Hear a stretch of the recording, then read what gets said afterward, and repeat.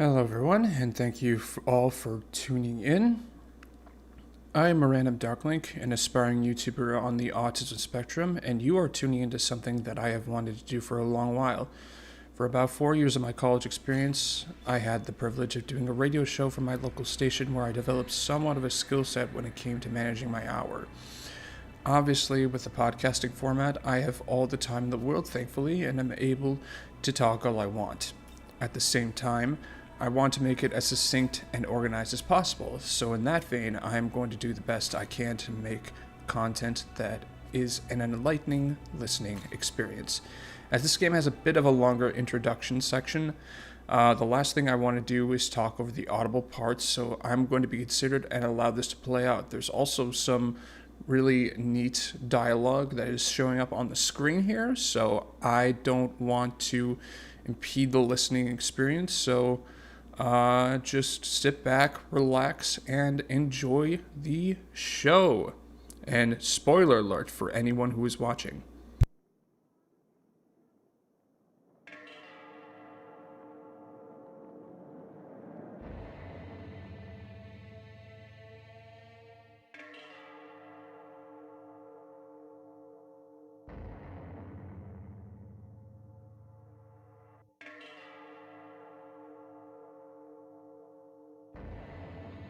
Long ago, the world of order was created by God, and his servants, the angels, led it on its proper course. It was in such a world that countless mortals led happy, fruitful, and prosperous lives by his grace. However, even God's world is not eternal. The pure, unsullied path that God had forged will, as fate dictates, become a muddled, poisonous swamp at the hands of humankind.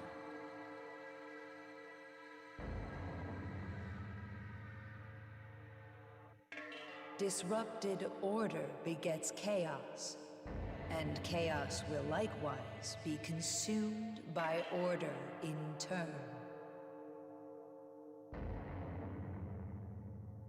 How will these keepers of knowledge strive and perish during their final, futile hours in this doomed world?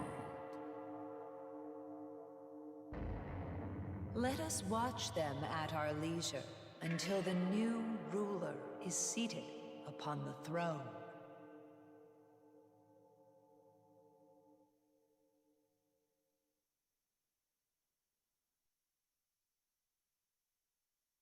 All right, listen up.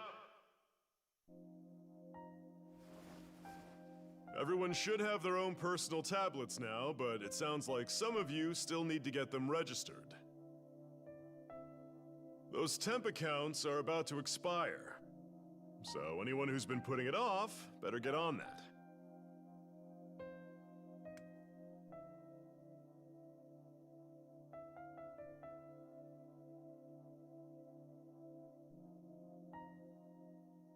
So the great thing about this game is that it allows you to input your own name into the character, make you a bit of a self-insert.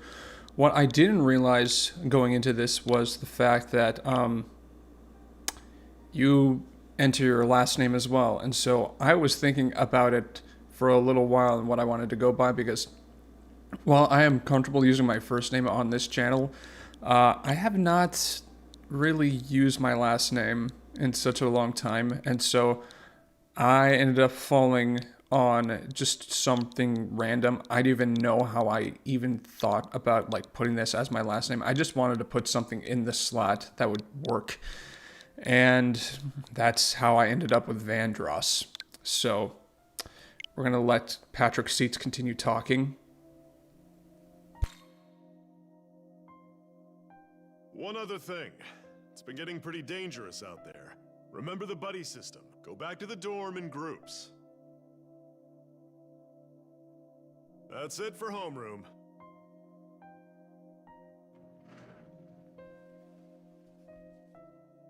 Thank you, sir.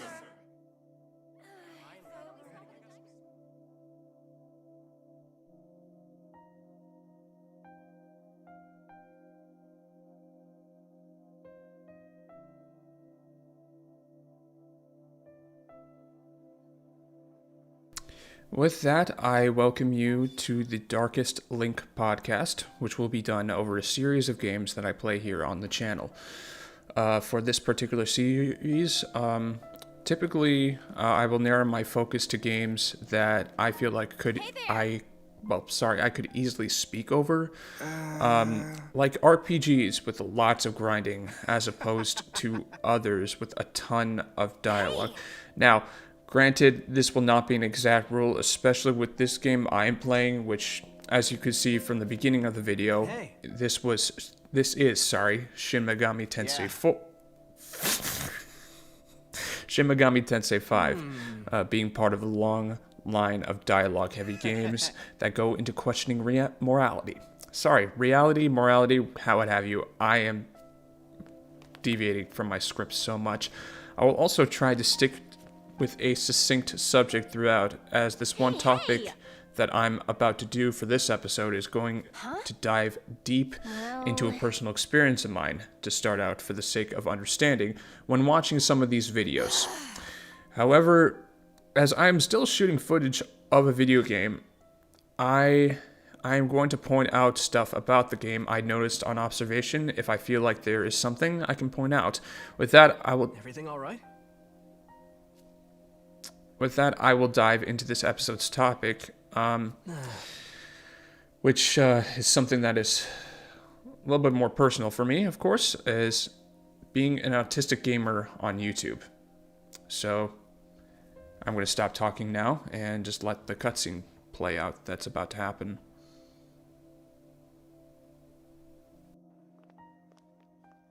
Hey, you heading back alone?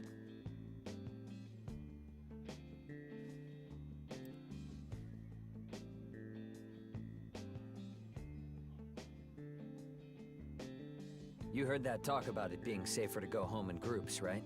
You should walk with us.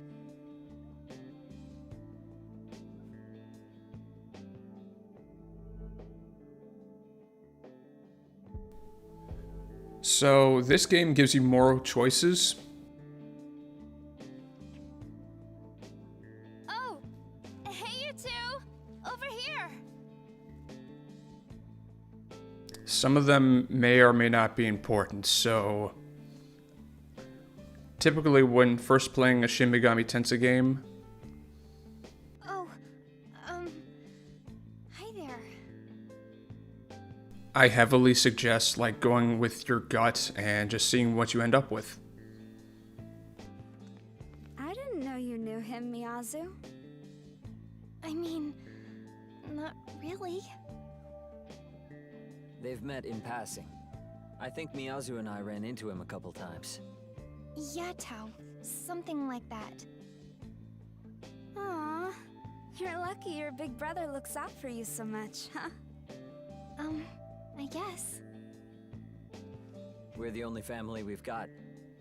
I don't think it's that strange to look out for my little sister. Sure. So, how about we all walk home together?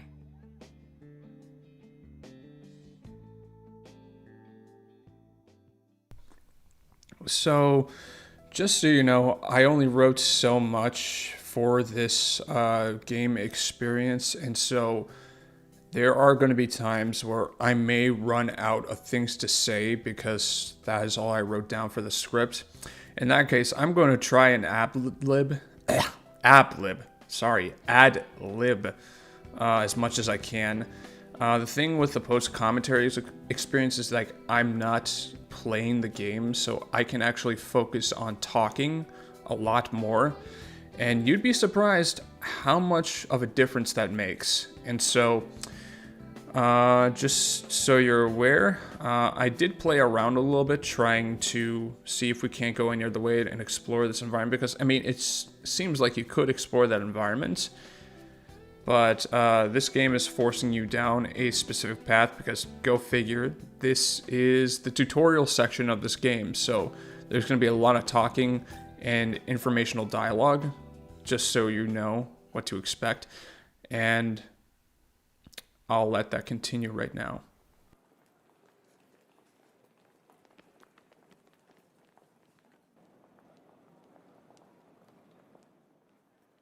Oh, right.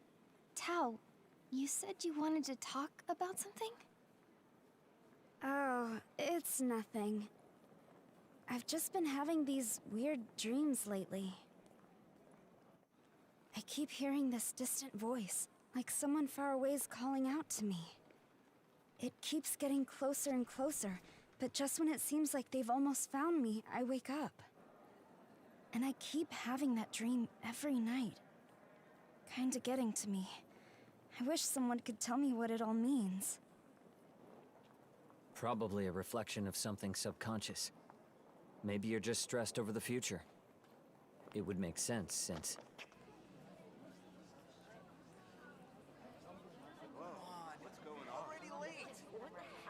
Something going on?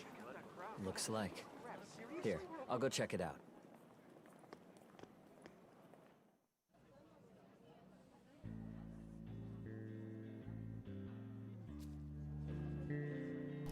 So, my coffee's being made in the background at the moment because I completely forgot about it while trying to film this. So, Hey there! I will get to the subject that I wanted to talk about. So, to start with the obvious, I feel as though autism is something that becomes greatly misunderstood without the proper research alongside a balance of testimony.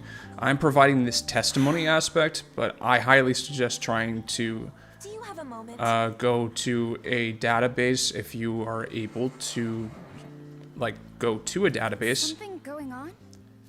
And first off, just doing some research of your own so that you're maybe allowing yourself to have a balanced perspective on what I'm about to talk about. So, for me personally, I define the condition of autism as a difference in the human experience characterized by deviation from traditional human social I'm sorry, but norms, there's been an incident inside. You'll have to take an alternate route.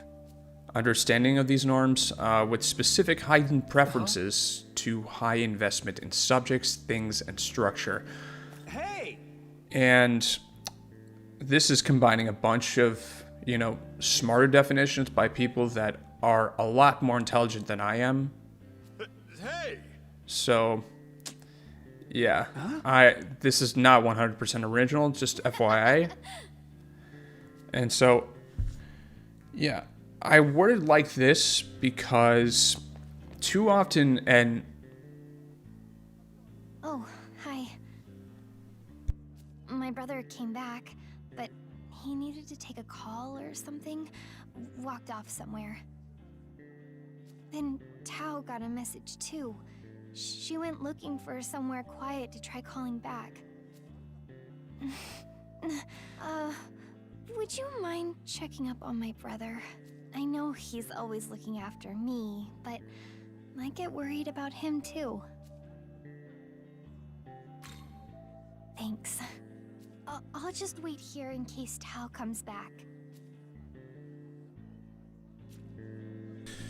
okay, so before I was interrupted by Miyazu, I think it was, too often, I was wording this definition as it was because too often, and maybe others with a similar experience like mine can attest to it, we as autistic people find ourselves thrust into a world that is not built for us to thrive. If I don't word it in a way that makes it seem okay to be who I am, I feel like I run the risk of getting lost in a mindset that compromises my ability to think for how I am going to best contribute to a specific environment without masking, which I'm going to be talking about throughout this entire podcast experience. So, yeah, we're just going to let this game throw out because we're about to reach the tail end of this city section of the tutorial, so... All right. So word on the street is a bunch of monsters have been seen hanging around this tunnel.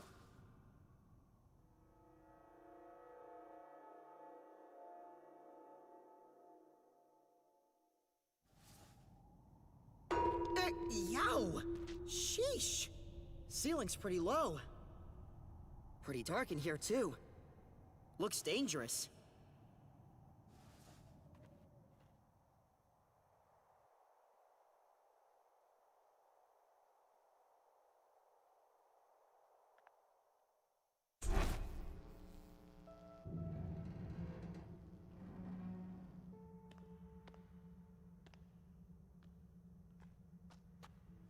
All right. Enough screwing around. Let's go even deeper, yeah? I think we might be onto something big.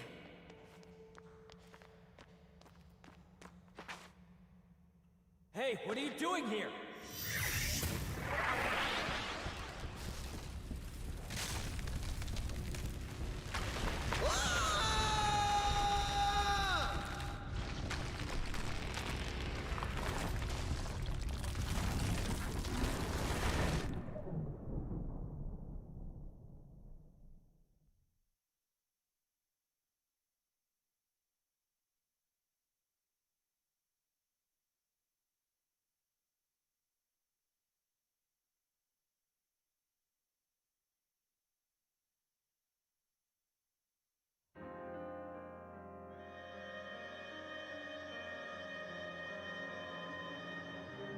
Long, long ago, before these creatures known as humans gained knowledge, the god of law seated himself upon the throne of creation. He seized all knowledge from the other gods, rebuking them, so they could never dare to approach the throne. Reducing them to mere demons. The fruit of knowledge was secreted away in a paradise of his own creation. One day, a serpent sought out the mortals, seeking to tempt them into doing his will. Eat the fruit of knowledge in this paradise, and you will become more like God. The serpent's goal was to revive the war of the myriad gods. Oblivious to the serpent's machinations, the mortals of each realm ate the fruit, one after another, without fail. The knowledge they devoured then bound to their souls, birthing humans closer to gods. When the god of law saw this, he banished all humanity from his paradise in a fit of rage.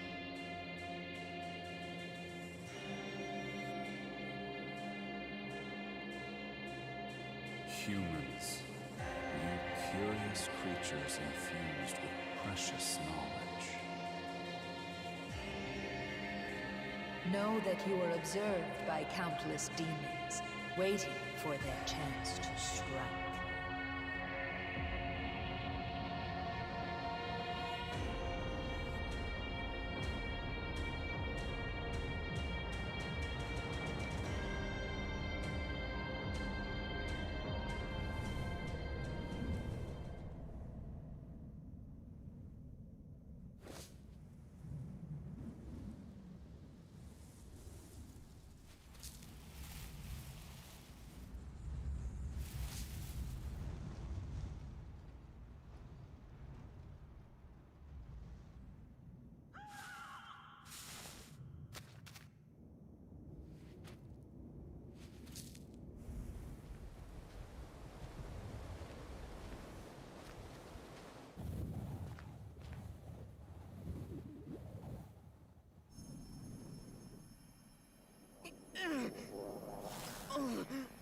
How can this be? A human walks among us. This is no place for one such as you. I shall grant you sanctuary. Fortunate an angel of Bethel found you. Were it an agent of chaos in my stead, you may not be alive. Remain calm and keep still. You will be safe momentarily.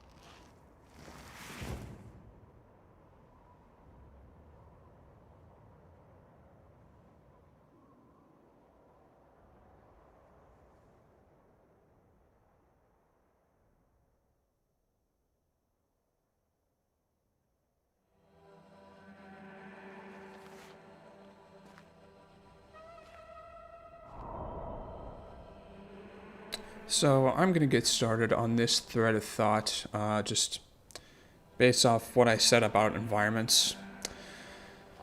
On YouTube, this is a specific environment which has its pros for someone like me and many others while having some drawbacks as well. I figured that due to the fact I bring it up so many times in my videos that I am autistic, I don't think I really explained heavily the ways I could thrive here while simultaneously navigating the downsides of what an environment like this does for myself. I figured this would be a good opportunity for those who want to know me as an individual while simultaneously finding something different in regards to the traditional way we view gaming videos on this platform.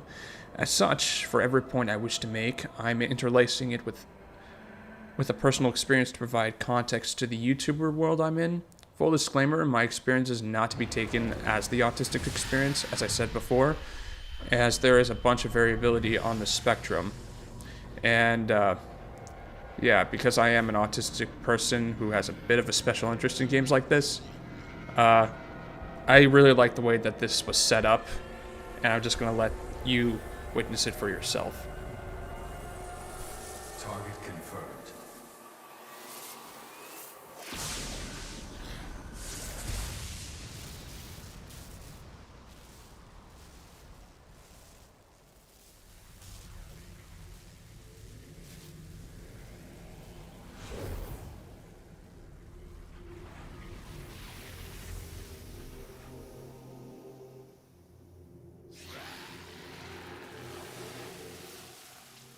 Young man, if you wish to live, take my hand.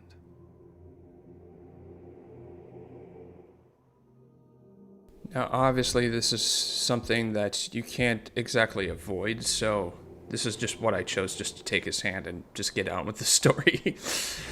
And yeah, so something really unique happens wherein this really beautiful like fusion experience occurs that creates, well, you know, the main guy on the cover of this game and what he looks like.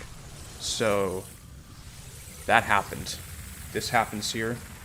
And yeah, he's pretty sick. From the very little experience that I've had playing this game, like I've been enjoying, you know, what they're doing with the main character here.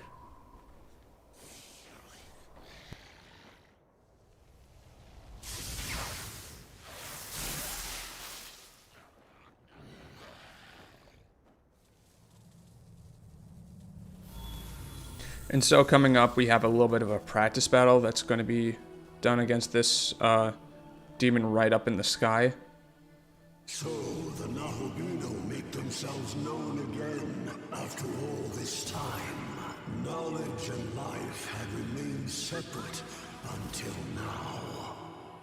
Perhaps the future is secured. Light or dark, you may chase whatever you please. I shall await you in the realm beyond the earth and heavens. Until then, may your newfound power guide your survival. Fair bit of experience here. The battle themes slap in this game. You and I are now one. We have ascended to become a being known as a Nahobino. Our form is based on my own needs, but your knowledge seems to be the basis of our consciousness. I shall obey your will. Command me in battle, and have me must fight as one. So yeah, for those of you who haven't played Shin Megami Tensei games before, especially modern ones with their press turn system, it's pretty neat actually. I was trying to like figure out what was available to me. I saw the Zeo skill was blurred out, so I figured that was just something that, you know, the demon was going to be weak against, and I guess it was just locked behind a tutorial screen, so unfortunately I couldn't really select that. So instead I just waited, and yeah, it just gave me the little tutorial message on affinities and weaknesses, and then I selected Zeo.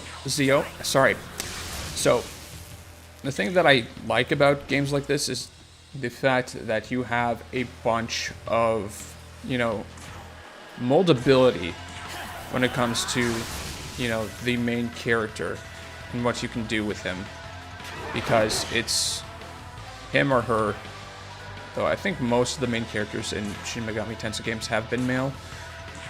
I do like the moldability aspect because you have a lot of customization when it comes to, like, you know, building a character based on a particular stats. So what's going to be shown is like a little level up screen. So leveling up, I found, just is a little weird, just because you get predetermined stats automatically done, as opposed to the previous iteration where you got to distribute 5 points evenly between stats if you wanted to, or just compile them into a stat to increase your damage. So you only had like 1 point to actually add yourself and have a little bit more say in what it is that you want to build.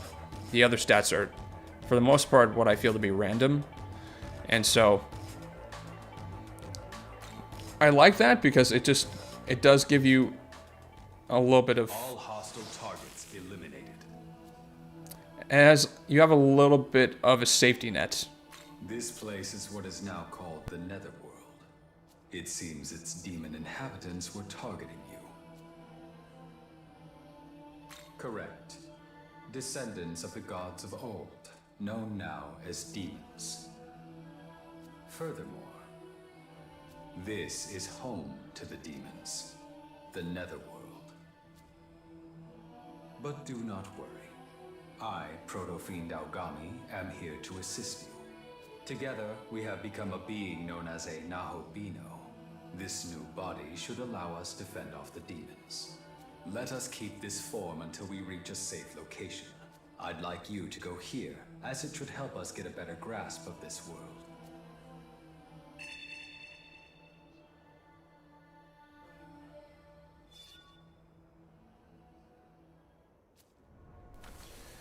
Okay, so as much as I want to get back on track with my subject that I wanted to, Aogami, Proto-Fiend Aogami has a lot of messages for the player that occurs within like the next like 10 minutes or so. And so I can't really do much concrete here until we actually get to the point where I actually start grinding a little bit, because I mean, if you're going to play a Shin Megami Tensei game, I mean, that's just going to be something that you're going to have to deal with. It's just a little bit of grinding, it's just so. You seem worn out from that last battle. Perhaps you should gather some Magatsuhi.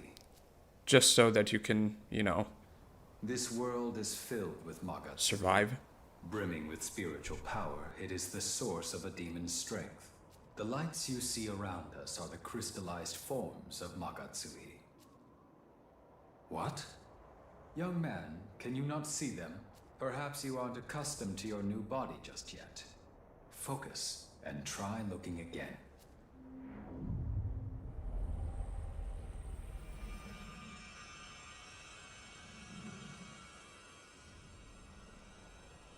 Were you able to see them? Yes, those are Magatsuhi crystals. Magatsuhi can give us strength as well. If you see any, don't hesitate to claim it for yourself. Yeah, so this is tutorial message number 1, basically around Magatsuhi crystals. And so There's going to be a bunch coming up here. It's actually when we reach this ledge that there might be a little bit more. I think it's about... Oh, or just like a tutorial message about jumping. Aogami, I guess, doesn't exactly give us a little bit of a tutorial, which, I mean, I guess is a little bit of a welcome break because, I mean, I just recorded this yesterday, and so I don't exactly remember 100% like which parts of this tutorial are voiced by Aogami, or which points are just left to a tutorial text box. I just know that there's like quite a few that, you know, are vocalized. Little platforming error there. There is a little bit of a gap between platforms. Have any of you, any of those of you who lived in America ever, like, you know, rode on the British tube by chance? Because my dad, when I went there with him back, like after I graduated from high school, we just instantly latched onto this line that has just been said over and over again before you boarded one of those trains, and that was, mind the gap between the train and the platform. I don't know, we just found it so interesting. Maybe we were being casually offensive by drawing interest in that. Observe, young man. This land is known as the Netherworld.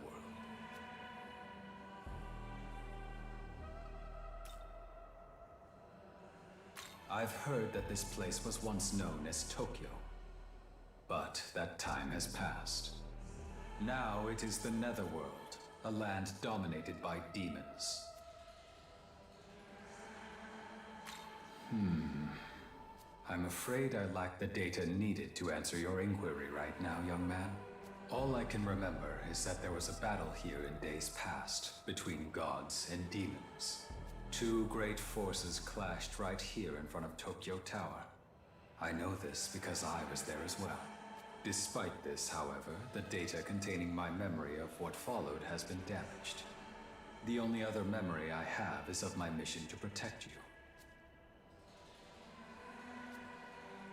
Young man, perhaps we could make our way to Tokyo Tower? If we return to the last location in my memory, I may be able to remember something else.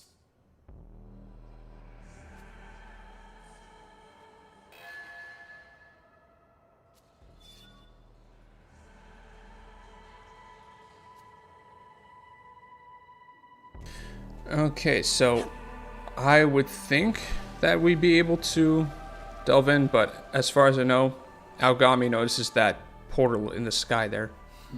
Sorry, portal in the ground. Comparing this blue pillar of light with my data, I have concluded this is a ley line fount. A ley line fount is a point from which the Earth's energy overflows. As one might surmise, it holds incredible power. Not only can it heal those who touch it, but it can also instantly teleport one to another location. Considering the damage sustained in your previous battle, I recommend you verify its healing capabilities. So yeah, not necessarily... This video is long, not necessarily because the actual subject that I'm talking about is long. It's just there's a lot of tutorial stuff. And a lot of people talk in this. Well, you're a peculiar one, aren't you? This guy included. Really now?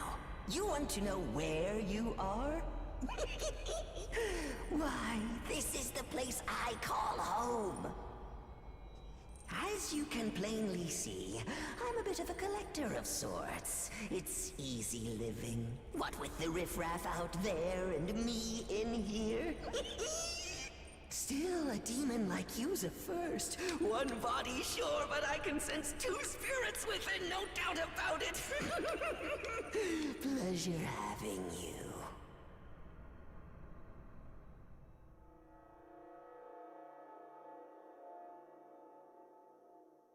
You may call me Gustav. See something you like? It's all yours. For a small fee, of course.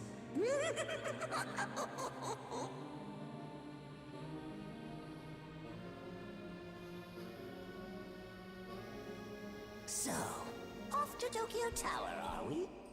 And you found little old me while trying to harvest the power of the ley line fount, yes?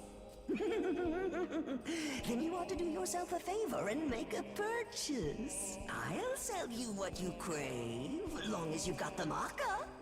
Give yourself an edge against the demons, why don't you?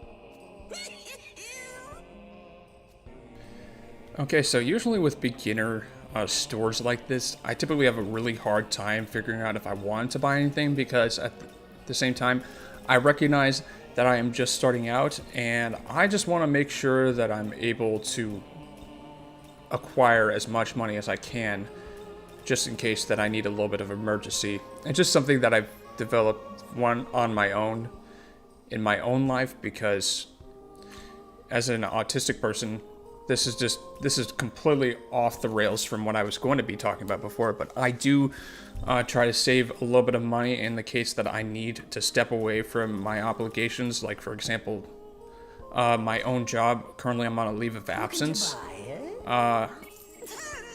And so I save enough money for those circumstances. Satisfied your curiosity, have you? Allow me to send you back on your way. Before that, however, I couldn't help but think our meeting like this must be fate. So perhaps you can do me a favor. I'm rather taken with the human knickknacks and relics of yore, so I got some pawns to go out and fetch them for me. Memon, they're called. Trouble is, they're fickle, and even worse, forgetful. Oftentimes, they give up the search and do whatever they please. Useless. That said, if you happen to run across any, mind sending them back old Gustav's direction? I'll see to it you're rewarded. Also, I've taken liberty to connect this place to the ley line fount. Feel free to come and go as you fancy. Till next time. So I can't remember. Oh, yes, of course. Here, allow me to show you the ins and outs of the ley line fount. Damn it, Gustav. I can use the flow to heal you if you fancy, but I can't do it for free. Cough up a little marker, however, I'll set you right as rain. Be good to remember that. There was an unexpected meeting, but we were able to confirm the fount's capabilities. As we make our way to Tokyo Tower, I recommend we look for the Memon, as we were asked. Okay, so with this whole Memon thing, I don't know if I can exactly 100%. I'm still unsure if I can even get to my first point here regarding this subject, which once again is still being an autistic gamer on YouTube, because there is still a little piece of tutorial regarding that Memon that we still need to get through, and it's maybe just the tiniest bits, unnecessary, because, I mean, for one, it's just, yeah, I mean, I wanted to explore this place, but then... Young man, could that be one of the Memon we were told about? Aogami knows is one of the Memon. Also, I didn't know which buttons did what, so there are times where... There are times where, I want to strike with my sword, which uses the Y button, and I press the X button instead. Memon. We should report back to Cadaver's Hollow. Yeah.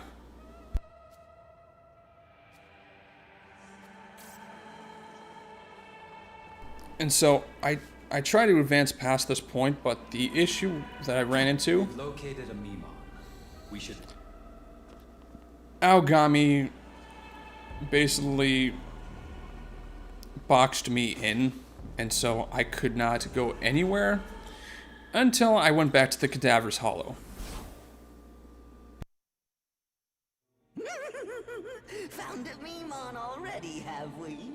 My thanks, friend. I got just the thing to show my appreciation.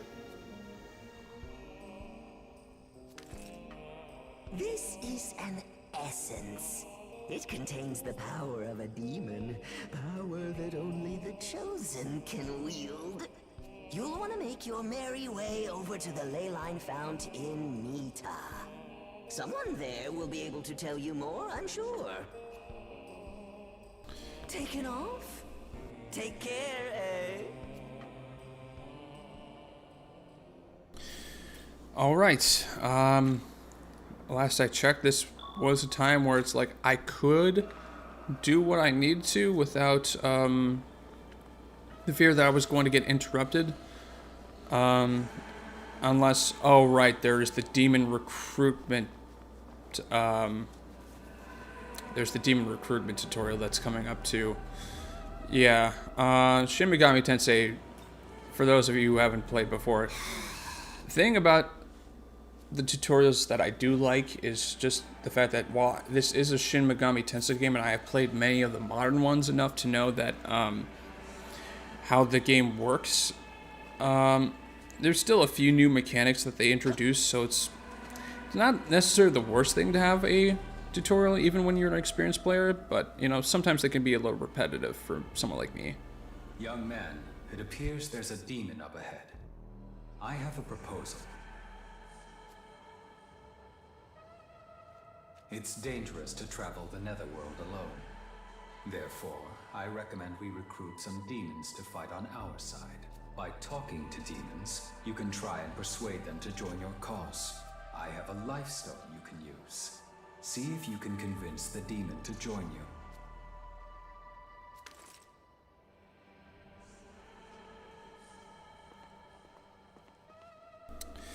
So anyways, demon recruitment is pretty straightforward, actually, compared to the first game that I've played in this series, which was Shin Megami Tensei IV. This demon was super helpful in guiding you through demon recruitment.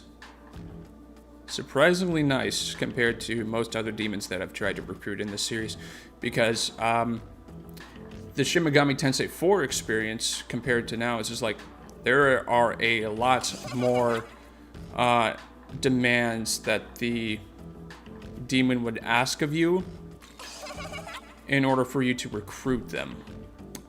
And sometimes they got terrible, and I would have to talk to the same demon 3 or 4 times while risking myself getting KO'd in the process. So demon recruitment was a little bit risky in those games. Just a little bit risky. But yeah, I won't talk about that a little more. This is a different experience, and if you really want to experience it for yourself, homebrew your 3DS and download the game, because RPGs do tend to go a little higher on the used game market. And you don't need to deal with that crap. If there is a demon you want on your side, then you might try to negotiate with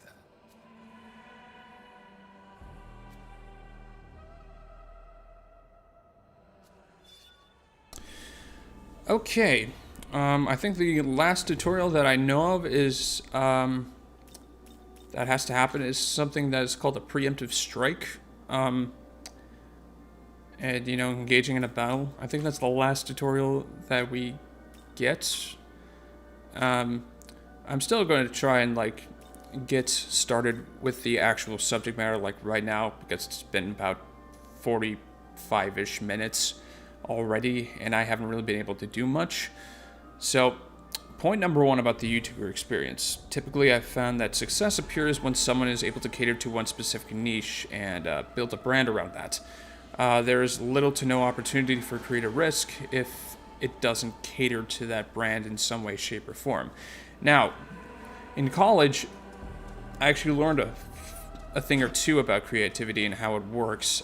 Typically, when you're able to constrain yourself like this, you'd find that you're actually more likely to come up with ideas if you have a few constraints available, so that you're narrowing your parameters and you can specify what it is you need to focus on. Young man, there is a demon up ahead. Allow me to teach you an efficient way to engage the enemy. When confronting demons, the best strategy is to strike them with your blade. In many cases, this will give you the initiative in the battle. On the other hand, if you are attacked, the enemy may very well gain the initiative instead. Observe the enemy's movements and act accordingly to earn an advantage in battle.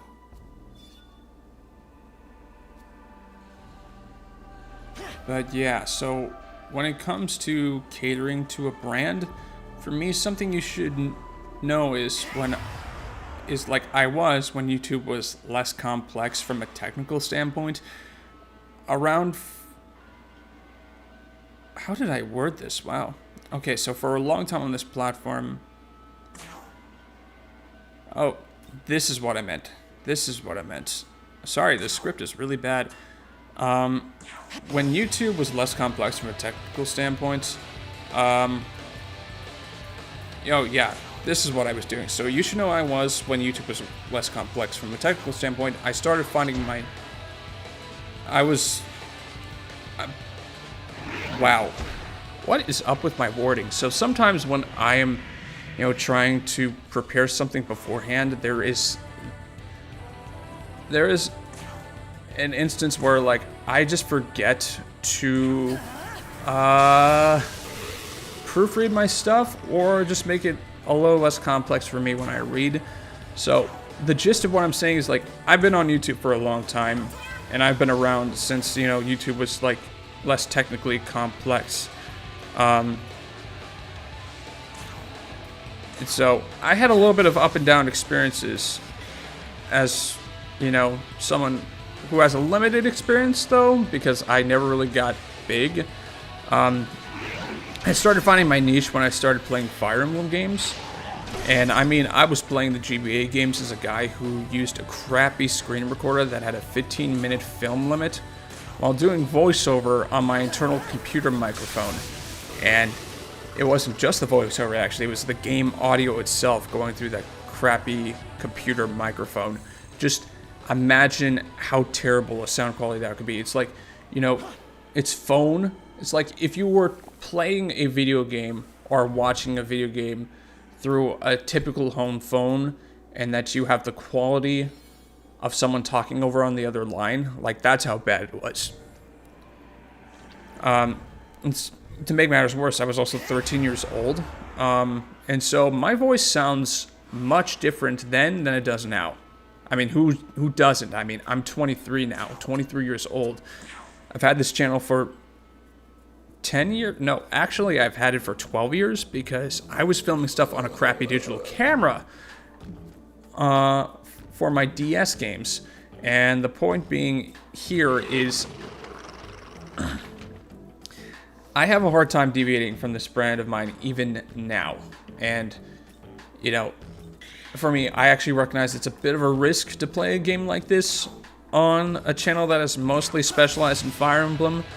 But at the same time, how else am I going to figure out what it is that I actually want to do with this channel if I'm unwilling to try new things?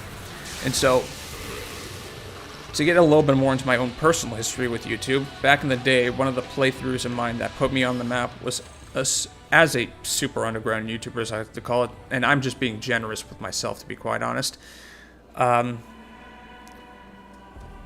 So, I was playing some Japanese exclusive Fire Emblem games. That's what put me a little bit more on the map. And I decided to play the sixth game of the series, The Binding Blade, the one with Roy in it. And so that first video, it was one of the worst I've ever made, hands down. There was a lot of mic popping, teenage vocal nasaliness, and, I still have nasaliness, but it's not as bad. My voice has matured a little bit since then, but yeah, it was disgusting. It was honestly disgusting, and the worst part is the video itself was a little bit of a late bloomer in the view department, and so that became the first video I had to cross the 1,000 view threshold. And so, while it wasn't necessarily good, and there was like a massive dislike to like ratio, I mean, it still drew people to my channel, which was like, you know, I don't know why. But, you know, I guess some individuals just wanted an experience. And so, eventually my top performing videos were centered around Fire Emblem, and for the most part, I couldn't really deviate from that, or I risk a lack of chance to grow on this platform. I did a playthrough of Minish Cap, but man, that one bombed hard compared to my other playthroughs. Especially now, when I tried doing another kind of game before doing my Three Houses playthrough, which was the remake of Skyward Sword HD. Like, oh my goodness. Like, compared to my Fire Emblem videos, those, like, they're just teeny tiny differences in views, but like the difference is pronounceable from that view standpoint. And so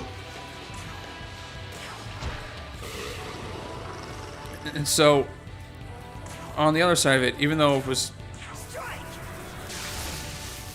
though like Binding Blade was a game I disliked with a passion, like I actually really did not like that iteration of the Binding Blade in the way that it was translated at the time.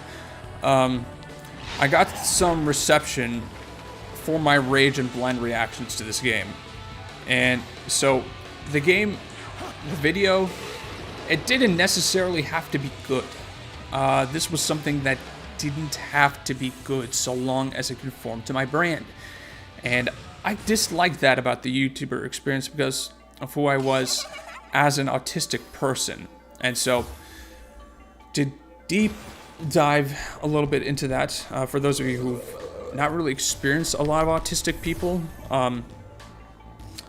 growing up like many people on the spectrum, I have had like various different of what is called special interests. To be honest, I really don't like that term because it sort of just assumes that I'm the type of person that is like you know, supposed to be like unabashedly praised and specialized, or just like feel special, when it could very well just mean like special as in specialized, or specialized interest. Honestly, this is a whole different tangent altogether, but you know, the terminology of special for me, like, I really don't like it. I really don't like it because it just assumes that we should be special compared to everyone else, when in actuality, I think it should be just called, like, instead of special education, it could be called, like, you could just expand it just a tiny bit to be specialized education. Specialized education would make a lot more sense. Or better yet, tailored education. Or supplemental education. Like, that is very much something that could term-wise be reformed to, like, make it just a little bit more accepting, but also just, like, maybe draw away from the fact that, you know, you're different by suggesting, like, this is the kind of stuff that people get all the time, like supplemental stuff regardless of what you have. Like, that's just become a thing in this world. Okay? There are a lot of people who would be willing to do that, but anyways, that was a little bit of a tangent there. And so, to get on the concept of the so-called special interest, in which I went into one specific subject in depth to the point where I tried to absorb as much as I could until I reached a certain threshold. It was then I grew bored and moved on to another deep-seated interest. Like, these things were volatile. They did not last. They would change on a whim, and I would not really have any control over it. So this is typically how it's a little different from other, like, neurotypical interest in things. It's just because, on top of what I just described, my case managers would suggest, like, this terminology because I would tend to get lost in it. And not really caring about what others wished to talk about. Like, it was one of those things that, you know, I'm able to, like, do because there's like a little bit of a difference in theory of mind in autistics. And so, I'll be honest, you know, there's maybe just a tiniest little difference for me when it comes to that. And so, that's typically how I would end up describing, like, the special interest and what it does, particularly, you know? Because it was, like, how deep-seated I could be, and others would get discouraged because, to them, I was being insensitive to what they wanted to talk about.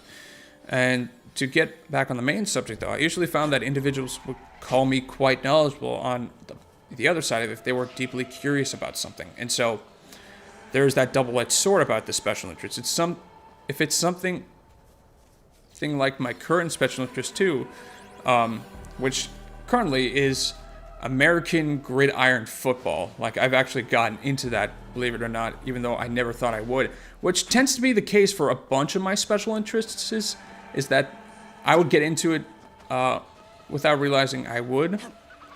For me, that's actually been a little bit of a thing with anime, a tiny bit too, because I've recently got into watching this anime. You know, I talked about it a couple times.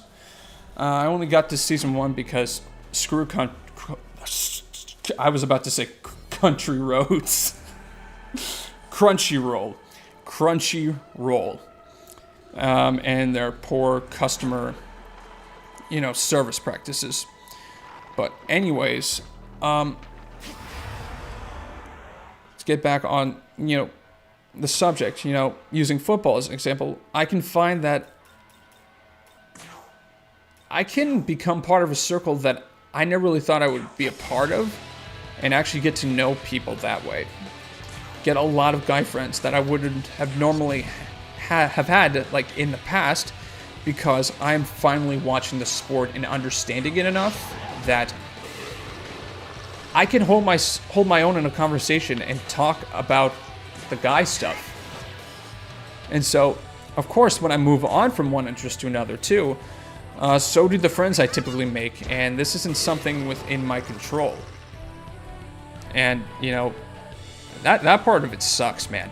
And so the same sort of general experience can be said about YouTube, as I find when I have a major special interest, like in, you know, Fire Emblem games, because that originally did start out as a special interest.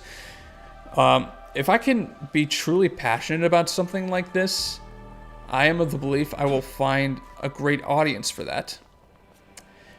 And so, the inevitability is like when my interest changes and I want to do something different, risking the audience I made so far is something I have a hard time grasping at. And so, there are a few thoughts that pop into my head when I think about it. It's just like, what if they don't like something different? What if they complain?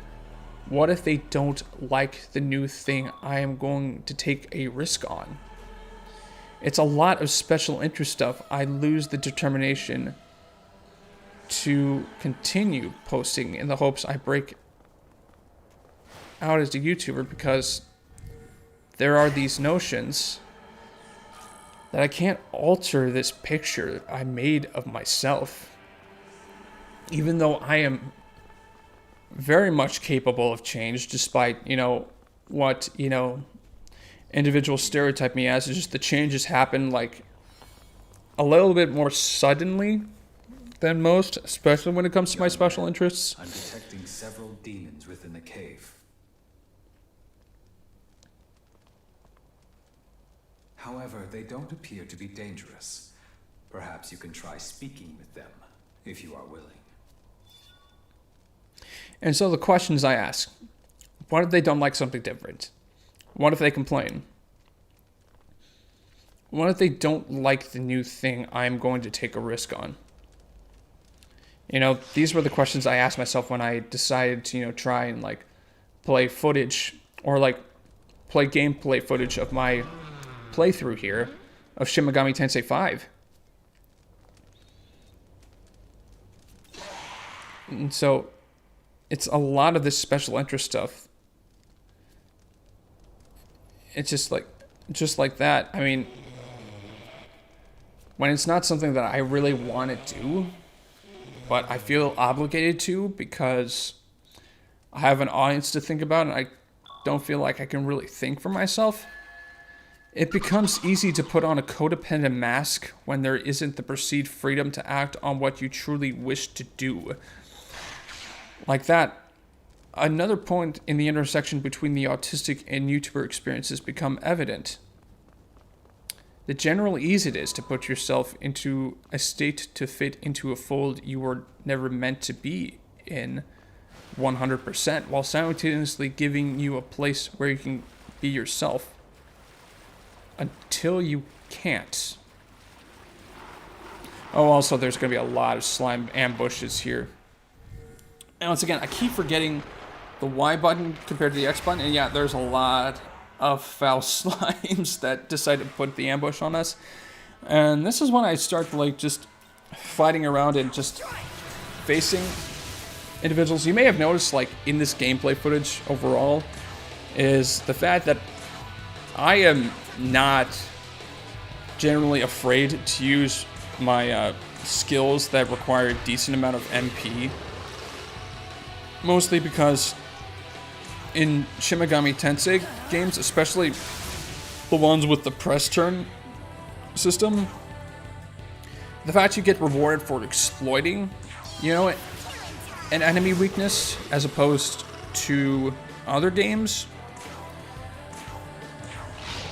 I mean, you're sort of conditioned to go for that reward just so you can finish the battle without like there being major damage to you yourself. It really just adds to that environment that the game is trying to go for, which is, you know, making sure that you yourself are not forgetting to prioritize your survival more than just playing a game and trying to conserve your resources, because that's like, at this point, this is very much a dog-eat-dog game, and so you gotta use whatever you can to make sure you can survive.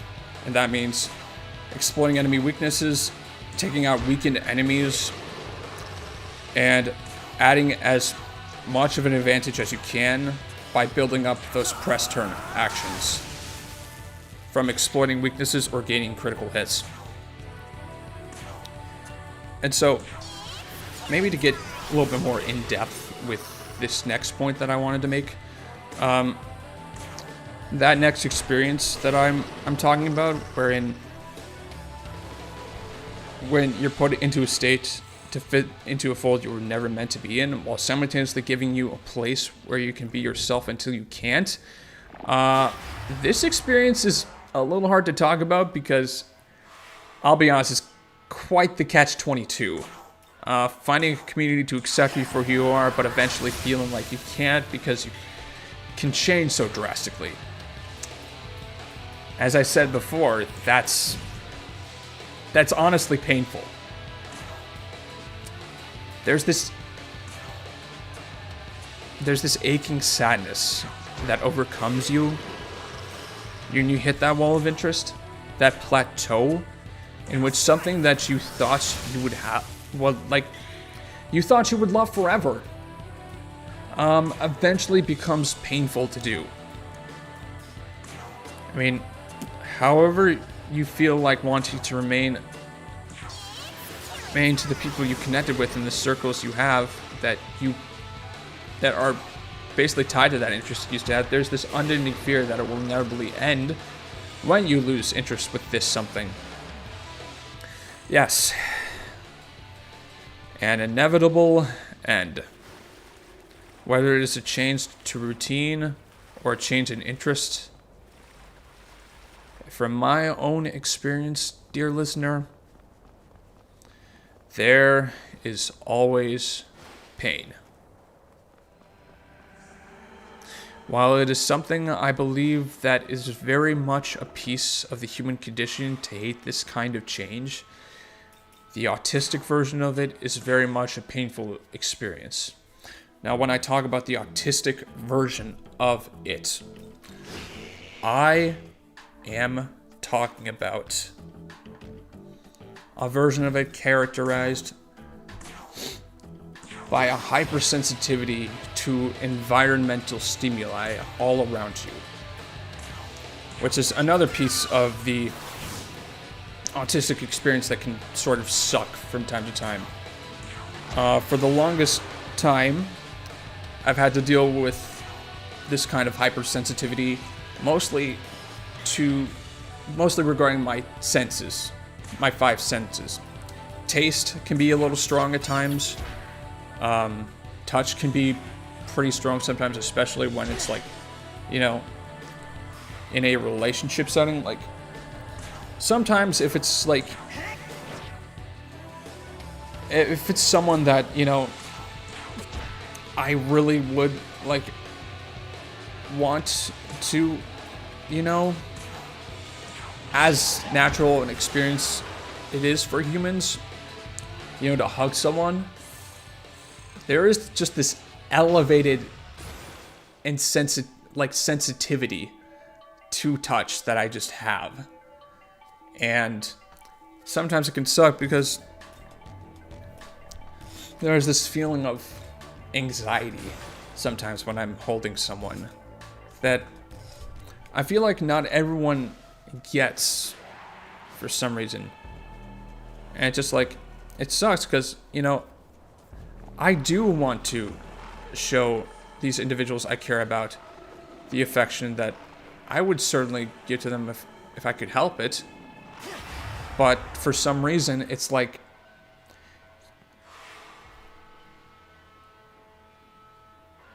I really can't.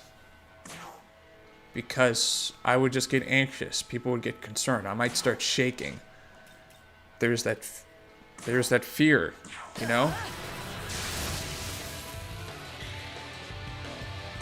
Another thing that I'm quite hypersensitive to is sound, because there are times where it's just like individual sounds would just like set me off and get me into a full-on meltdown state.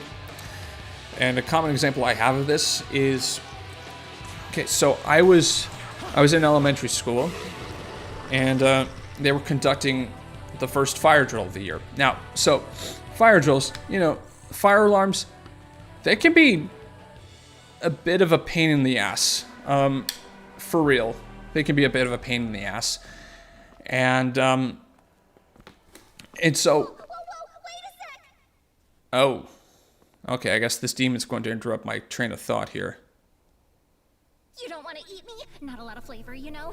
Trust me!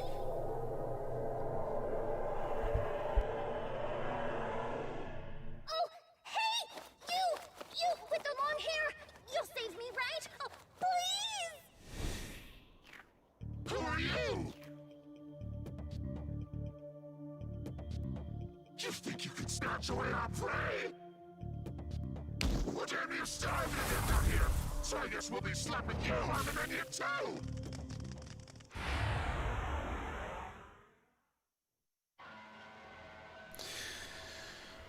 Okay, so get back on that train of thought. It was elementary school. There was like a fire drill that was going to be occurring that day.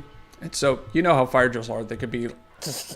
I can't imitate the noise, but it's like, it's really high-pitched, loud, and just grating to the ear. And so, when I first heard that, like, I was broken. I was a broken kindergartner with autism. And it was, I was destroyed, frankly. I was honestly destroyed. And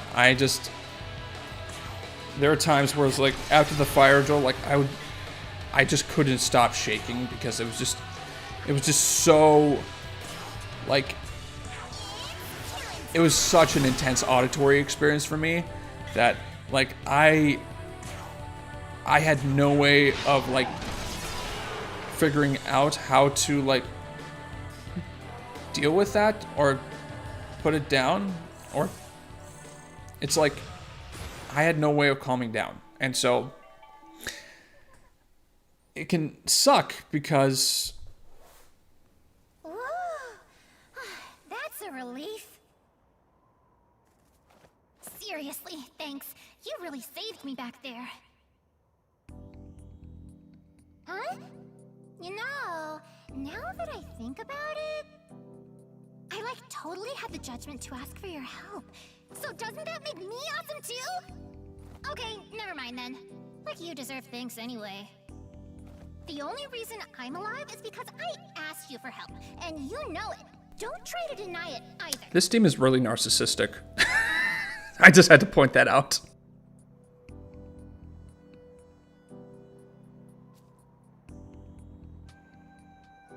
Huh?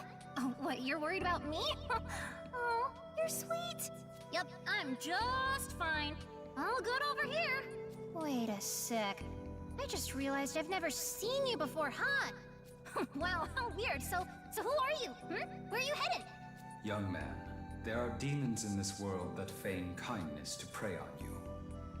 I suggest we ignore her and move on. What? Hey, you're leaving? Seriously? Well, fine. See if I care. So, if we're not going to get interrupted by her again, so this sensitivity just continues to play out, and so the autistic experience sometimes, especially with changes, which, mostly involve, the environment. I mean, this is where most of the, this issue with environmental stimuli comes from, I think, is just because it's a change. It is a change to a structure that we got so used to. That's my thinking with it anyway. It just...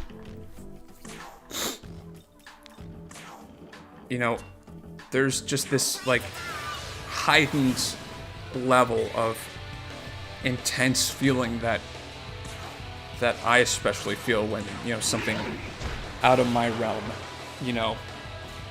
gets out of my control. And yeah, so I didn't understand the concept of the new moon, so a little bit of a noob mistake there. But yeah, so the willing to sort of give you an example, this autistic version of a very much painful experience when it comes to not preferring change, even though I've grown a little bit more tolerant of that. A recent example I can think of is the willingness to run and get into competitive running. This was a special interest of mine. I found something where I could feel accepted into because I enjoyed it so much. I became a knowledge source for the younger runners who were getting into it, and I was able to be myself because this was where I was able to channel that autistic tendency into a passion commonly accepted by a group of people. And so that quality that I have, it becomes a little bit more bearable.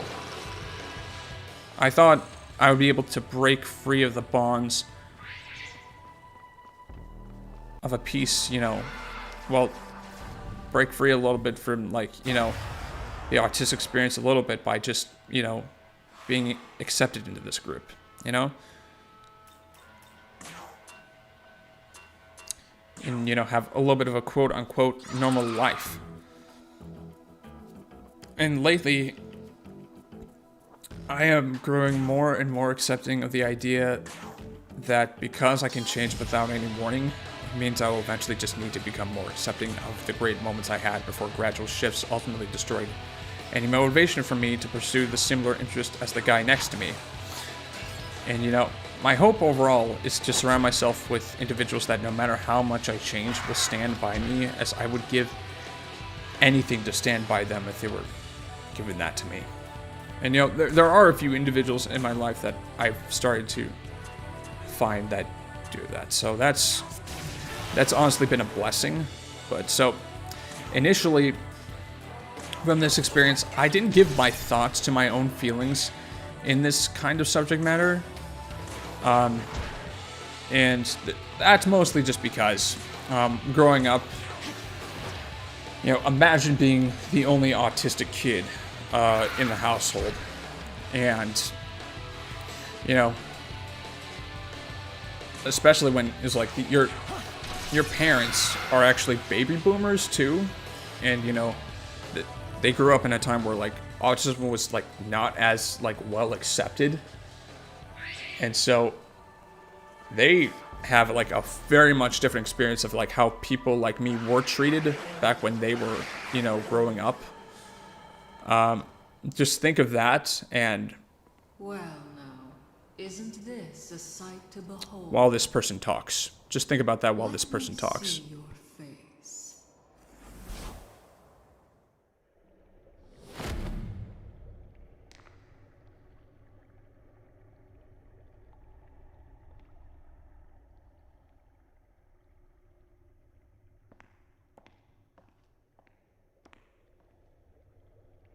At last, you have arrived. All of this time, waiting. And only now does one possess the power to see me. One who has awakened to their true form through the reunion of knowledge and life. A Nahobino. I am Sophia. I have come from a plane far beyond this one to act as a guide to both the world and the Nahobino.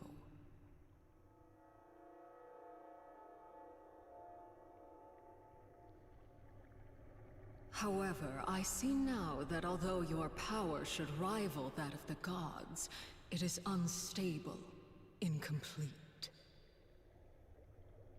Allow me to awaken some of that which still slumbers within.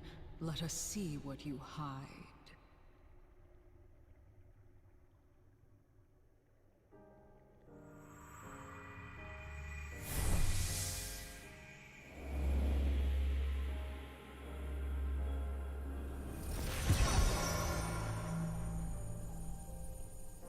You now possess the means to gain essences, allowing you a myriad of powers and miracles, the ability to shape the world. Henceforth, you shall traverse Dot and gather these essences, along with glory, as these are the very source of miracles. These shall be your source of power as a Nahobino, and will surely aid you on your path to godhood.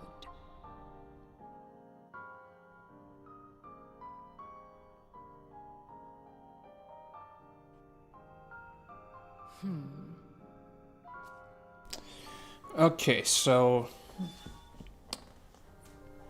have you thought about that? Just a little bit of, you know, having parents who had a little bit of different experience. I mean, this creates worry.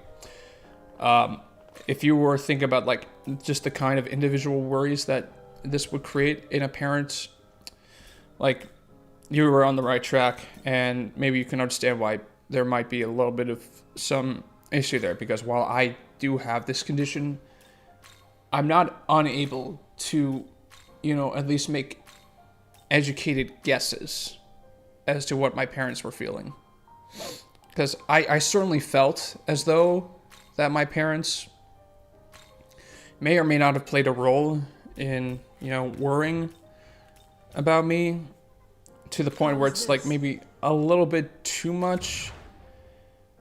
And therefore, like, that may or may not have, like, because I just couldn't imagine what they were doing to them, I may or may not have developed a mentality that, you know, I had to make sure that I was okay for them.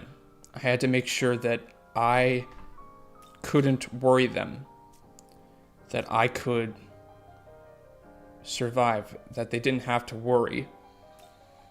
Because honestly, the world still is a pretty messy place. And so, what I even just wanted to do was make sure that they didn't have to worry so much about me, that I could be okay. But even then, that worrying translated into something where it's like, I tried to condition myself to get out of my autistic habits and not embrace who exactly it is that I was. And so, return when you have gathered more demons. And so this train of thought is like, initially I didn't give my thoughts. Well, made it to Mita's ley line found, I see. Damn it, Gustav. Then allow me to let you in on a little secret. All ley lines are connected. Quick trip through the ley line crossing and you'll be spirited away to another fount in no time flat. See for yourself, eh?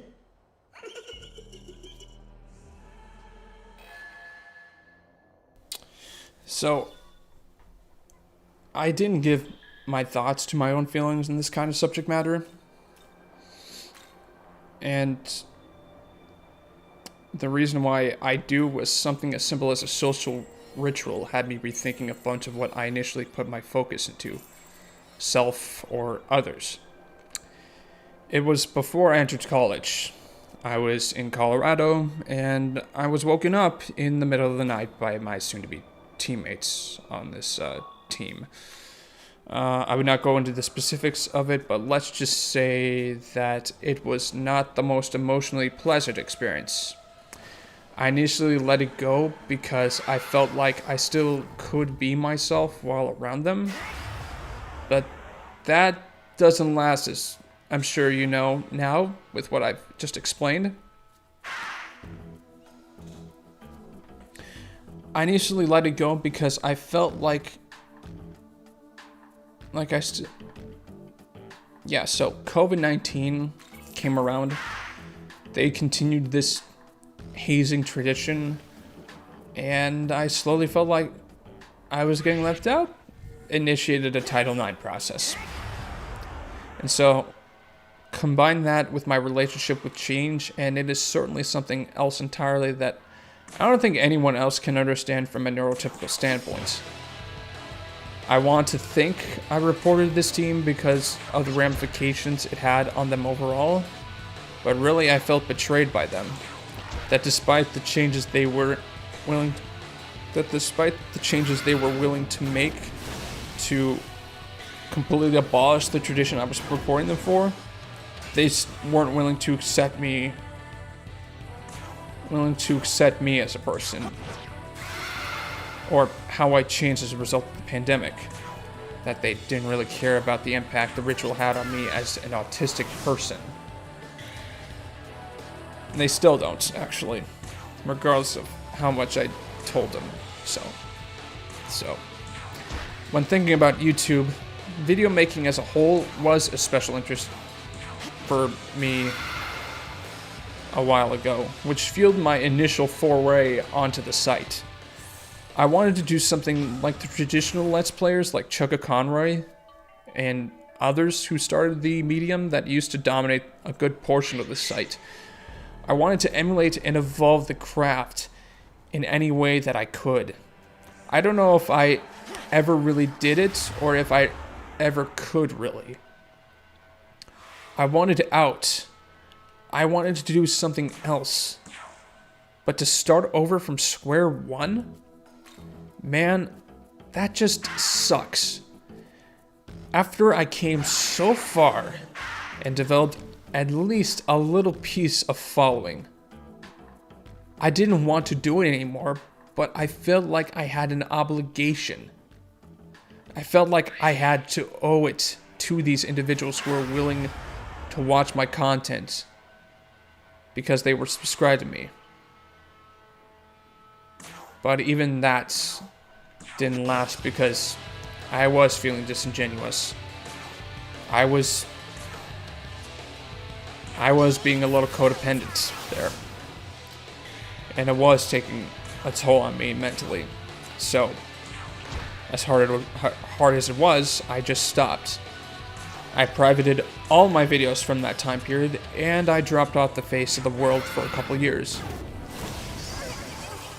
I lost interest and didn't want to do it anymore. And despite all that, and knowing that it might have been the best choice for me overall, I was saddened for a while, feeling anxious as to what could happen when I eventually break free of this and see those numbers drop. Eventually, I did swing back and forth, and ultimately I got myself back into a place where I felt more comfortable with trying to build a following here. But this time, however, I'm doing it so by simply trying to be more of myself and knowing I can step away when I don't feel like I can continue doing something I don't like.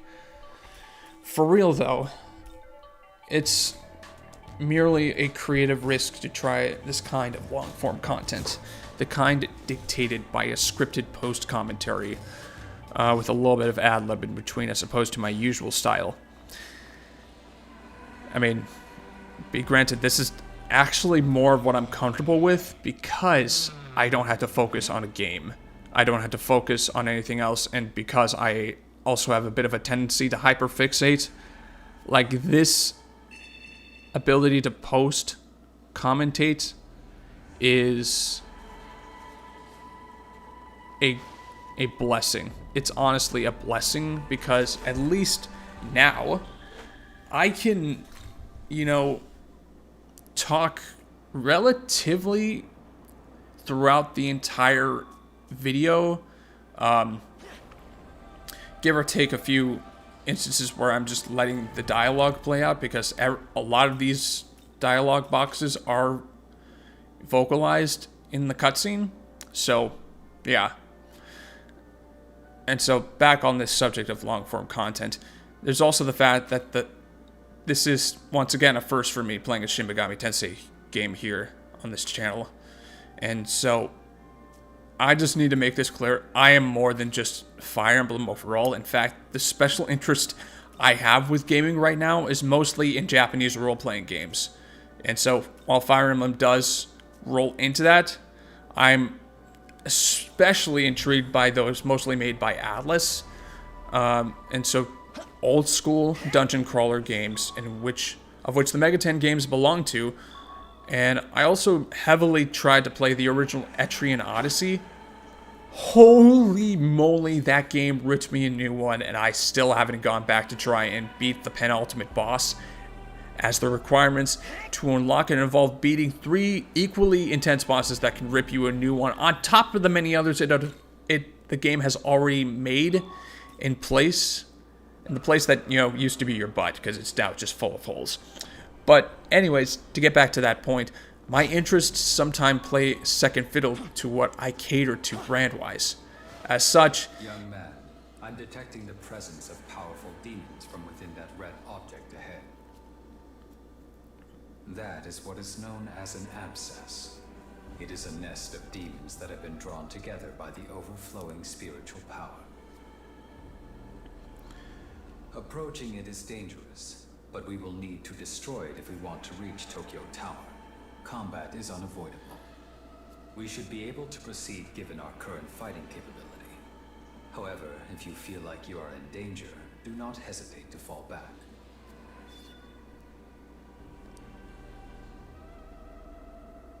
Okay, so before Aogami interrupted me, to get back on track here, it is pretty easy for me to go from enjoying a hobby to hating it as well, which I've talked about so many times. So I think I definitely spent a good amount of time discussing this subject, and while it's not necessarily the best transition, the overall personality I tend to exude as an autistic person is perhaps not the most synced with the general audience. I feel like I can only cater to so many people, and while I know that all YouTubers have to narrow an audience to a specific demographic, I feel as though I might be a little more limited just because I may not have a natural charisma some of these other YouTubers have. YouTubers like Markiplier, I mean, that dude is charismatic to a fault. Like, the dude has a style that allows you to get roped in. He has a honestly a rich voice that lends itself to a voiceover role. And so you're just naturally drawn in by his presence. Like, the dude doesn't really have to work that much in that department. Whereas me, I have to make sure that I don't sound as bland as a robot, which unfortunately is just me having a lack of self-confidence in myself more than anything, because I am stigmatizing myself in the process. Also, I really like, once again, really like the Shin Megami Tensei V battle music. It's definitely adding to this post-apocalyptic vibe that so many Shin Megami Tensei games are known for. You know, there's just the draw of that. There's just a decent draw for that. And so...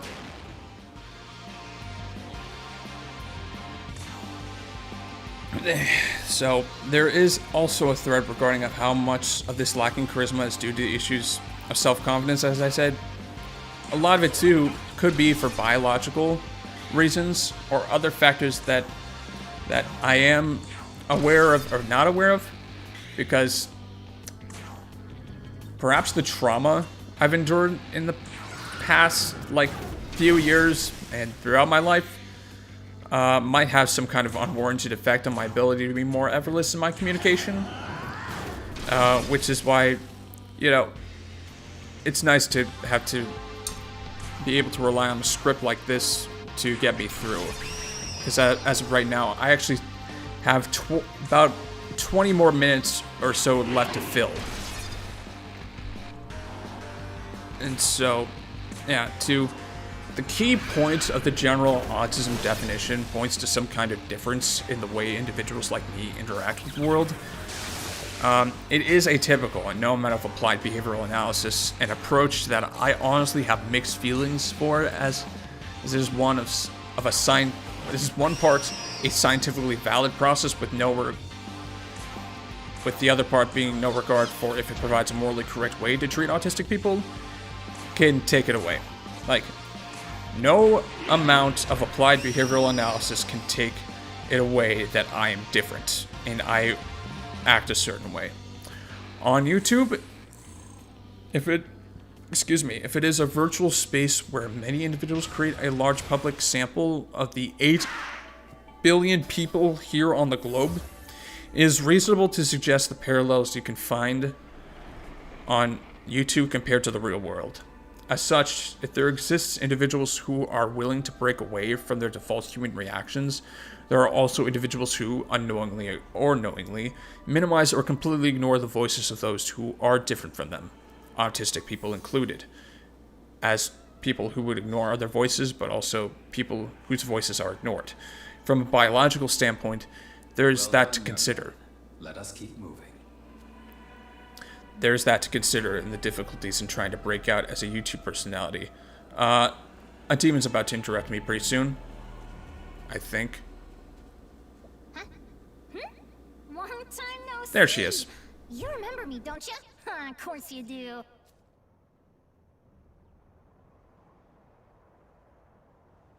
I was watching you. Oh, you must be pretty tough if you can take out an abscess like that. Still, you're super outnumbered. Bet you got a little beat up, huh? Oh, I know. Here, I'll give you this. Just so we're clear, I didn't do this for you or anything. I just happened to pick it up, so here, take it or whatever.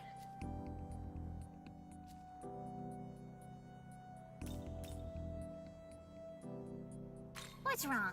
Do you maybe feel bad because I'm so nice? Maybe? God, she's narcissistic. Young man, this demon's intentions are unknown. I suggest we ignore her and move on.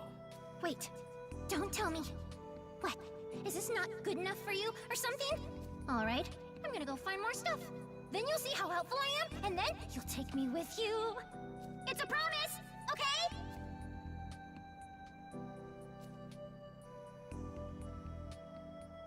So I don't know how well this thread transitions from what I was just talking about.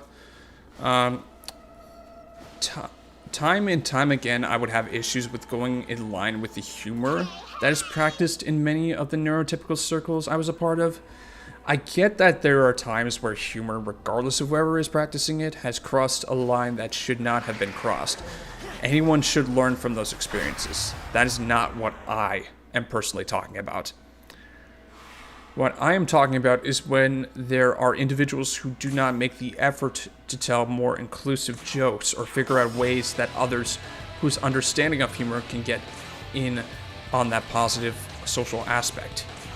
In the strides I have taken for the sake of my own growth, something as simple as needing to end contact with an individual over being unable to spend the amount of energy I did previously can serve as a decent solution to this issue that I have. Because I'd like to have hope that I can find the individuals that are willing to put in that energy, because I want to put it in right back. And so normally though, I do try to take a patient approach to see if they would be willing to try and change, because ultimately they're the only one that can facilitate that. However, I would go that route of ending all contact before we both got hurt, just because, you know, I can't control something out of what I can meld within my own field of vision, which is mostly myself, and so that can also apply to anyone, frankly. And to try and compare that to YouTube, there is this relationship I have with the audience that I want to try and cultivate. And sometimes that is hard because there is a fair amount of what I feel to be passive rejection. People come and go with short attention spans, myself included. Usually when I look for a video is something I do want to watch all the way through. The issue with long-form content is figuring out a subject someone might actually want to listen to and talk about. I get, as a guy with barely any subscribers, this might have like a little bit less weight compared to those more experienced with millions of subscribers. However, as someone who has tried time and time again to break out into a niche, there is a unique experience in that altogether, as I am still in an exploratory phase to see what will actually take off into those high numbers. Again, back to the point, I feel this kind of passive rejection is sort of akin to the kind of behaviors leading to the lacking effort put in with the inclusion over small things like humor. Oh dear, that's a friend. Oh, glad you're okay. It's you, right? I know you look different, but somehow I can feel it. It's still you in there. Take a look. That's a lot of rust, but I'd know that green stripe anywhere. This train car's from the Yamanote line. But if this is the train, then what exactly happened here? What could have possibly happened to Tokyo while we were in that tunnel?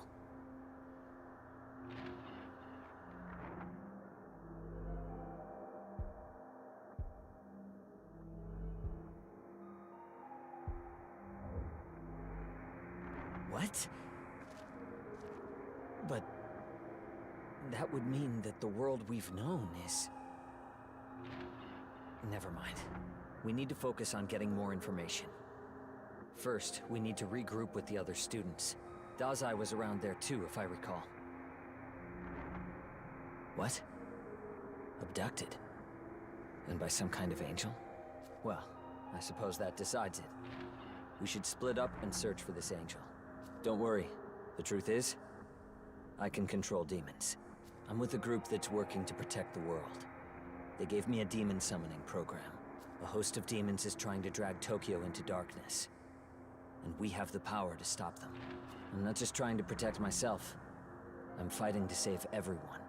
For now, let's split up and look for Dazai. If I find anything, I'll let you know on the app. This place is full of bloodthirsty demons. Living legends waiting to cut us down. But we can't die out here.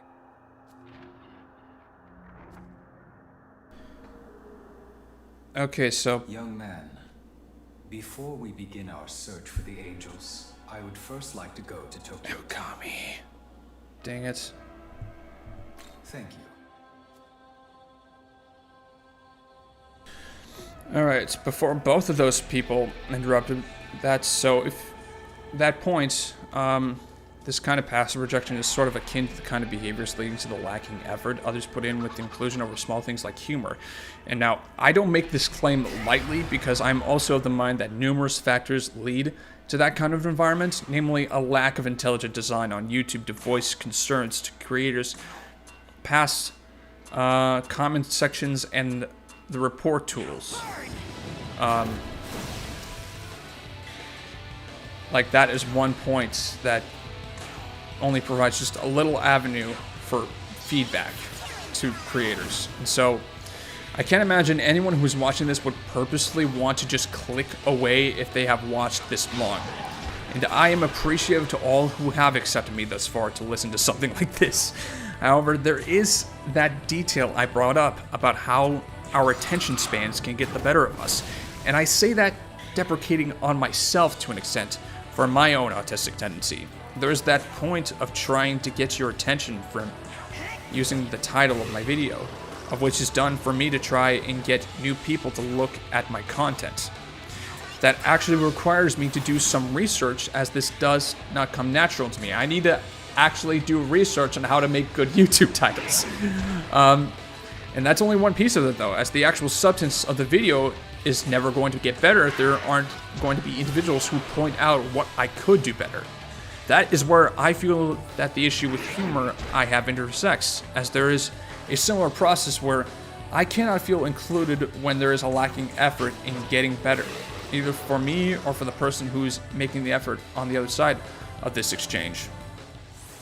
And so, to try and wrap up this subject as best as I possibly can, there's this mentality that, you know, because there are just like unintentional biases that predispose someone to treating people a certain way, there may be a little bit of difficulty for me in trying to break out when my personality doesn't exactly fit that way. And like, there's a lot of it that I do want to work on, a lot that I do want to control for just like generally being trying to be a more decent person. But then there's like other part of it where like I can't control, and that we all need to figure out how to balance that and figure out that balance, approach, and solution. So yeah, that's what I mean. That's typically what I mean about all of this. And so, summing up this experience of being an autistic gamer on YouTube, like, there are times where I feel like it's hard. I feel like it's super hard to be who I am on this platform without compromising myself a little bit. But then there are other things that, you know, I do feel hopeful about when I get to make videos like this, because especially when I feel like I can do something absolutely passionate, something that I am passionate about, especially when it comes to something like a special interest of mine right now, like, you know, a Shin Megami Tensei game or Atlas-style JRPGs. Like, I feel a sense of hope. I feel a sense of enjoyment in what I'm doing. But at the same time, I feel a lot more comfortable and a lot more willing to be more open with myself. And that in turn builds self-confidence and ultimately makes me a better overall fit for YouTube as a whole if I'm able to build that confidence and truly be myself. Because in that way, I'm creating a much more authentic brand to leverage to individuals who might want to listen to something different. And so that last part there was the best that I can do to sum it up while ad-libbing, because, you know, I wrote about 3,000 Roads. I saw the railroad, and I immediately just malfunctioned there for a second. So, what I meant to say was over 3,000 words, or palabras in, in Espanol, for those of you who speak Spanish. Yeah, I'm still trying to learn that. Yo no hablo español muy bien. Necesito más practicar. Porque no tengo muchas conversaciones en español.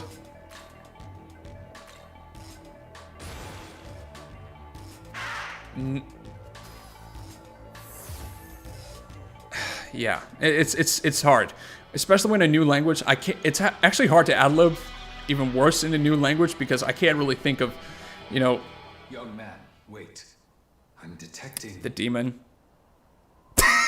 Yeah, I mean I knew it was coming, but yeah, I'm gonna let this play out. I found a bunch more stuff since last time, so now you gotta take me with you. It was a promise, remember?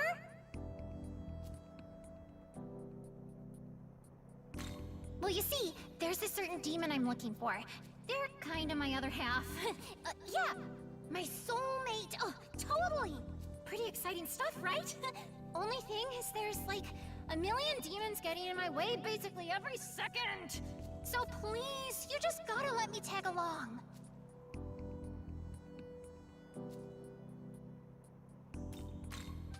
As I've already mentioned, there are a number of dangerous demons in this world. However, young man, are you considering letting that demon travel with you?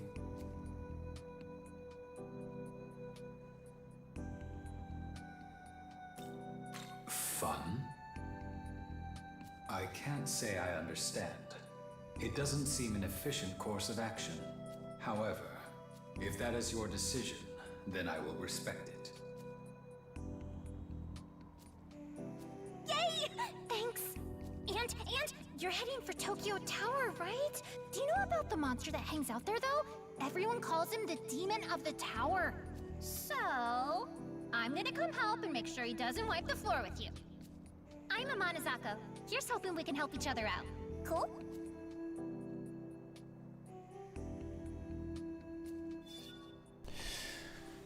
Okay, so we are reaching the end of this video. It's going to be, this video is exactly 1 hour and 50 minutes long, exactly 110 minutes.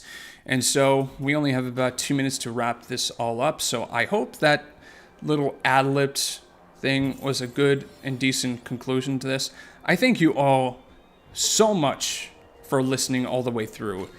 And, just either putting this on in the background or just, watching the gameplay. Like, legit, I just wanted to create something of a different experience from what, we're casually used to. And just make something that, is true background noise. Something a little bit more tailored to what I do best. Oh, I just saw in the corner there's a little bit of a G-ray. I didn't even notice that when I quit the game earlier. But yeah, I believe, yeah, I'm going to head to the title pretty soon. So really though, thank you all for tuning in and watching this, because honestly, it was just a really fun experience just to, talk about something that I was passionate about. And if you would like more of this, consider subscribing. I don't make a single penny off this video myself. All of this is done as best as I can through the use of Atlas's content policies specifically for this game. So expect that I'm going to preface every video with a spoiler alert, and make sure that you actually go and support the original developer and buy this game yourself. So far, I'm having a really good experience, and yeah, I highly recommend this. Thank you all for tuning in. I will see you all in the next episode. Take care.